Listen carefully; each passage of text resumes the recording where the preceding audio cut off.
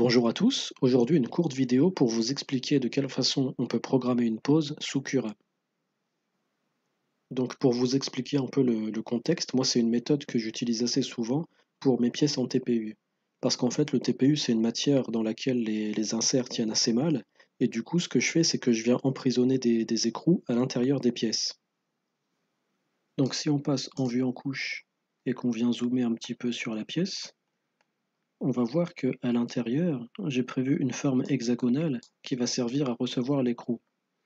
Donc en fait, comment on va procéder? On va regarder à quelle hauteur de couche se termine cette forme hexagonale. Donc là, on voit qu'elle se termine à la 110e couche. Donc moi, je vais garder 109 en mémoire pour garder un petit peu de marge. Donc à partir de là, qu'est-ce qu'on fait? On va dans Extension, modifier le G-code. Et on peut ajouter un script. Et il y en a un qui nous permet de mettre une pause à une certaine hauteur. Donc à partir de là, on a le choix entre une hauteur en millimètres ou une hauteur de couche. Donc moi, je mets ma hauteur de couche de 109. Après, ici, c'est la position à laquelle la tête va venir pendant la pause.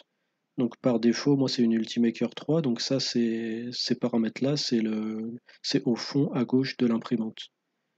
Et tout le reste, en général, j'y touche pas. Donc là, si je fais fermer, on a un petit icône qui est apparu ici. Et donc, là, quand je vais préparer mon job, on aura une pause qui va se faire à la 109e couche.